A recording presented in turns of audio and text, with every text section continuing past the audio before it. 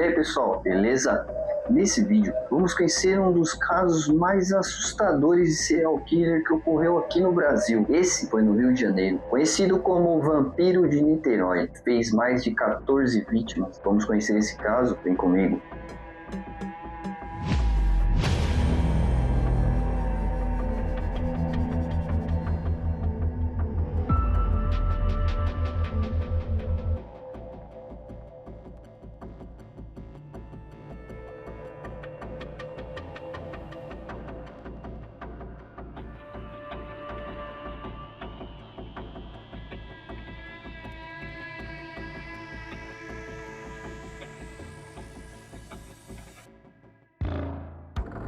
Marcelo Costa de Andrade nasceu no Rio de Janeiro em 1967. Sua infância foi marcada por dificuldades familiares e sociais. Ainda jovem, passou por diferentes ambientes e empregos, enquanto sua trajetória pessoal se tornava cada vez mais instável. Anos depois, durante as investigações, aspectos de sua história seriam analisados por especialistas tentando compreender o homem por trás dos crimes. Mas é importante estabelecer uma diferença fundamental. Uma infância difícil pode ajudar especialistas a estudar a formação psicológica de uma pessoa, mas não explica, por si só, nem justifica assassinatos. No começo dos anos 1990, Marcelo circulava pela região metropolitana do Rio de Janeiro. E foi nesse período que uma sequência de crimes começou. As vítimas tinham algo em comum. Eram principalmente meninos jovens, muitos deles encontrados em situações de vulnerabilidade social. Marcelo percebeu exatamente isso e transformou essa vulnerabilidade em oportunidade. Marcelo não precisava usar força imediatamente. Sua principal arma inicial era a confiança. Segundo relatos sobre o caso, ele abordava garotos e oferecia dinheiro, comida ou outras promessas. Em algumas situações, também utilizava argumentos ligados à religião. Para uma criança vulnerável, aquilo poderia parecer apenas a ajuda de um desconhecido, mas depois que conquistava a confiança da vítima, Marcelo a conduzia para lugares mais afastados. Foi assim que diferentes meninos desapareceram. Seus corpos começaram a ser encontrados em áreas isoladas. Inicialmente, porém, não estava claro para as autoridades que existia um único criminoso por trás daqueles casos. Não havia câmeras espalhadas pelas cidades como atualmente. Não existiam smartphones registrando deslocamentos. E muitas das vítimas pertenciam justamente a uma parcela da população que recebia pouca atenção. O criminoso continuava circulando, até cometer um erro.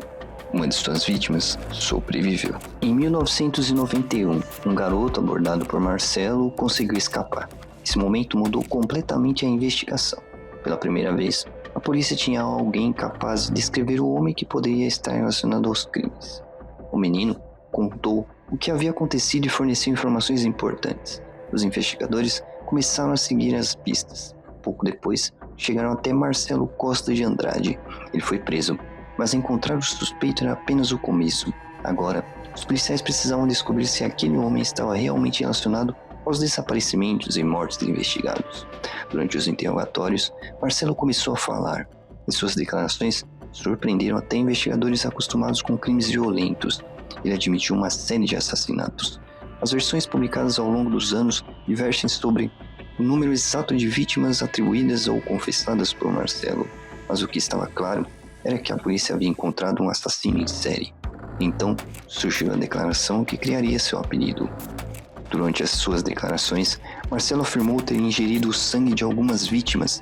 Segundo seus próprios relatos, havia uma crença de que aquilo poderia ajudá-lo a permanecer jovem e bonito. Foi o suficiente para transformar o caso em uma sensação nacional. Os jornais encontraram um nome impossível de ignorar: Vampiro de Niterói.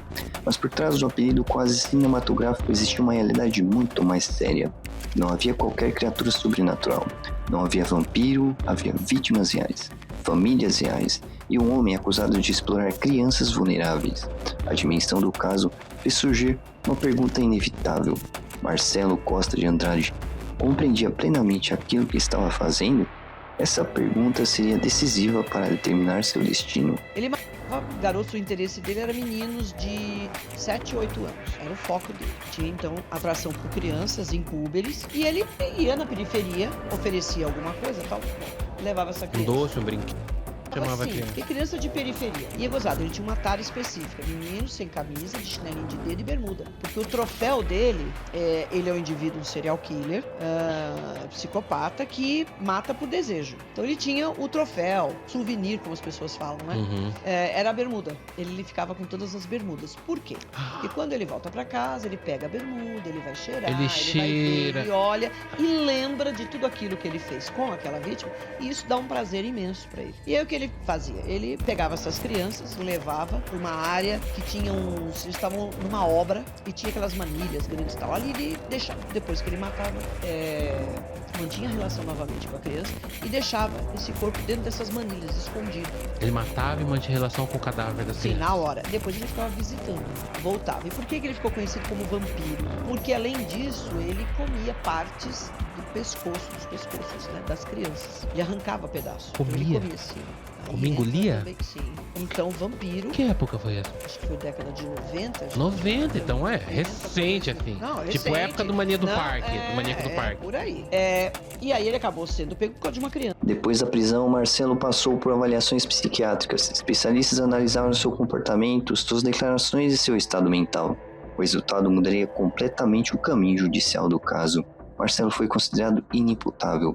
Na legislação brasileira, isso significa que, em razão de determinadas condições mentais constatadas judicialmente, uma pessoa pode ser considerada incapaz de compreender plenamente o caráter ilícito de seus atos ou de agir de acordo com esse entendimento do momento do crime. Por isso, seu destino não foi simplesmente uma penitenciária convencional. Ele recebeu uma medida de segurança com internação em instituição psiquiátrica. A decisão provocou uma situação que frequentemente gera confusão quando casos como esse são relembrados. Ser considerado inimputável não significa simplesmente ser declarado inocente. A medida de segurança pode manter uma pessoa internada enquanto avaliações judiciais e médicas considerarem necessária a medida dentro das regras aplicáveis. No caso de Marcelo, sua história passaria das páginas policiais para uma discussão envolvendo também psiquiatria e direito penal. Depois de preso, Marcelo de Andrade confessou ter outras 13. Ele contou aos policiais o local, a hora e a data dos crimes. A polícia foi conferir e já confirmou 8 mortes. Ele falou porque ele matou porque ele queria matar. Que achou ele bonito, mas eu tô com medo do nada dele. Ele tinha batido com a pedra na tua cabeça? Com a pedra não, tinha batido na minha cabeça com a pedra. Tem até a marca ainda.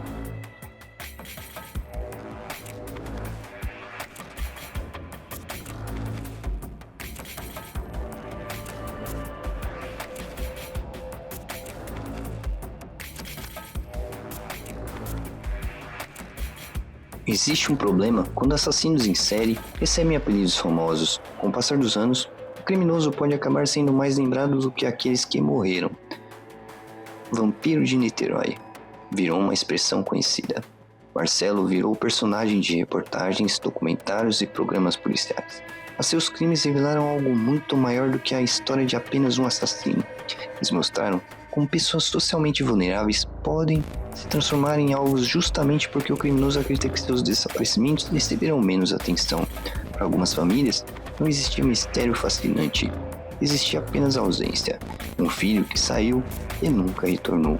E enquanto a imprensa tentava compreender as declarações do chamado Vampiro de Niterói, investigadores enfrentavam outro desafio: separar confissões, evidências e crimes efetivamente relacionados ao suspeito.